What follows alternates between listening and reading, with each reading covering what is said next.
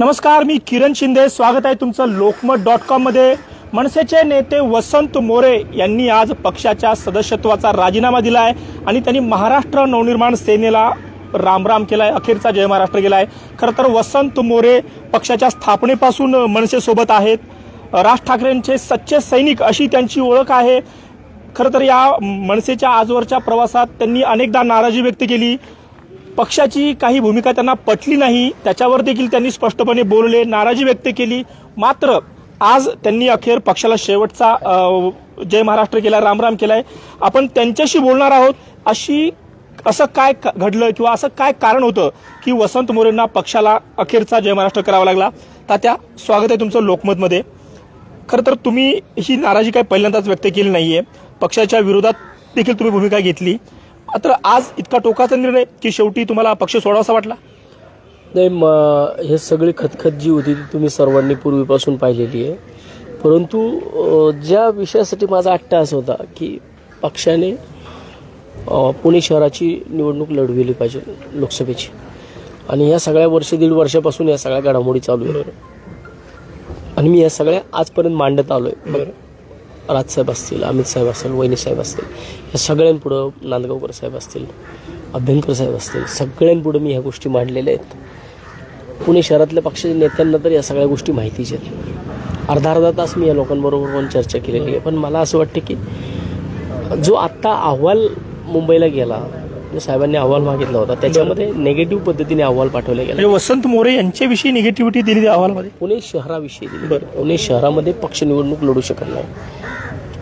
ज्या दिवशी मान्य राजसाहेब नाराज होऊन पुण्यातून गेले, त्या आदल्या दिवशी पुणे शहरामध्ये अनेक विधानसभा मतदारसंघामध्ये मिटिंगा घेतल्या गेल्या आणि त्या मिटिंगमध्ये शाखाध्यक्षांना सांगितले गेले की तुम्ही साहेबांनी जर उद्या तुम्हाला प्रश्न विचारला की आपलं वातावरण काय आहे, तर तुम्ही सांगा जेमतेम आहे, निवडणूक आपण लढू शकत नाही. अशा पद्धतीने कशा करता फिडिंग करताय? ओके, ते राजसाहेब आहेत, त्यांना माहीत नाही का? तुम्ही जर फिडिंग करत असाल तर मग मला वाटतं की आता जे 4-5 जण इच्छुक होते, वसंत मोरे तुमचा काटा बाजूला झाला ना.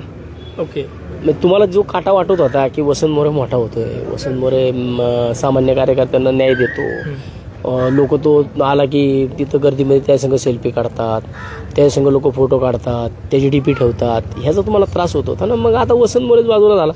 चौघांपैकी कुणी लढावं आता, बरं, त्या चौघांपैकी कुणी निवडणूक लढावी आता. ओके, त्यांचा मार्ग तर मी मोकळा करून दिलाय, त्यांनी ठरवावं आता काय. तुम्ही म्हणताय की निगेटिव्ह अहवाल गेला, पक्ष पुण्यात निवडणुका लढू शकत नाही असं त्या अहवालामध्ये दिलंय. मग वसंत मोरेंना लोकसभा निवडणूक लढवायची होती आणि ती आता कुठं निवडणूक लढवता येणार नाही, त्यामुळे तर वसंत मोरेंनी पक्ष सोडला नाही? असं काय नाहीये.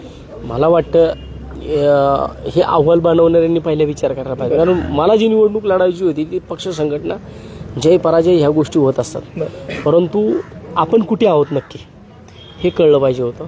त्याकरता मी इच्छुक होतो, परंतु आता मी निवडणूक लढवण्यावरती ठाम आहे, परंतु मनसेकडनं नाही.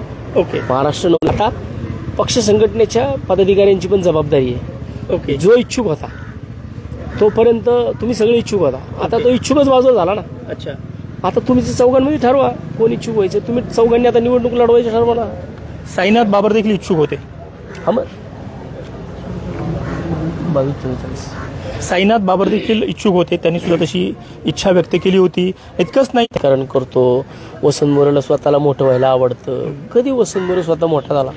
वसंत मोरे कायम सामान्य कार्यकर्त्यांना ताकद देत आलाय. त्यामुळे मला वाटतं की मी कार्यकर्त्यांसाठी भांडत होतो, कार्यकर्त्यांसाठी लढतो. मला पण त्या गोष्टीचा खूप त्रास झाला. काल रात्री माझी 450 शुगर होती. मग मला विचार येतो की ह्या लोकांसाठी मी का स्वतःला त्रास करून घेऊ? ओके, उद्या जर ह्या सगळ्या गोष्टीतनं माझ्या जीवाचं काय बरं वाईट झालं तर काय इथे येऊन श्रद्धांजली वाहतील फक्त, बाकी कोण काय करणार आहे? त्याच्यापेक्षा बाबा ज्यांच्यामुळे आपल्याला त्रास होतो त्यांच्यात राहायचं नाही. तात्या, खरं तर तुम्ही राज ठाकरेंना की लोक चुकीची आहेत, ही पक्ष हिताची नाही आहेत. एवढ्या सगळ्या गोष्टी पोहोचवून अमित साहेबांकडे नेतृत्व आलं, अमित साहेबांपर्यंत ह्या गोष्टी पोहोचवल्या, राजसाहेबांपर्यंत पोहोचवल्या, वहिनींपर्यंत पोहोचवल्या. या सगळ्या गोष्टी पोहोचवत असताना सुद्धा मला वाटतं की तीच लोक हेवी त्याच्यामध्ये होत गेली. आणि हे मला नाही, हे महाराष्ट्र सैनिकांना विचारा. ओके, एखाद्या शाखाध्यक्षाला विचारा की तुला बोलवल्यानंतर तुला काय ट्रीटमेंट येत होती. हे सगळी लोक सांगू शकतील ते. तात्या, तुम्ही म्हणताय की चुकीची माणसं नेमली होती, तर तुमची ही खतखत आम्ही मागच्या 3 वर्षापासून पाहतो. वेगवेगळ्या माध्यमातून तुम्ही तुमची नाराजी व्यक्त देखील केली. मग हे राज ठाकरेंना त्यांच्या लक्षात आलं नाही का निवडणूक लढवायची आहे, मनसे पक्ष तर सोडला, मग कुठल्या पक्षात जाणार किंवा अजून कुठला पर्याय तुमच्या समोर आहे? निवडणूक लढवण्यावरती ठाम आहे. ओके. याच्यासाठी केला होता अट्टहास. मग मला वाटतं त्या भूमिकेपासून मी का लांब जाऊ.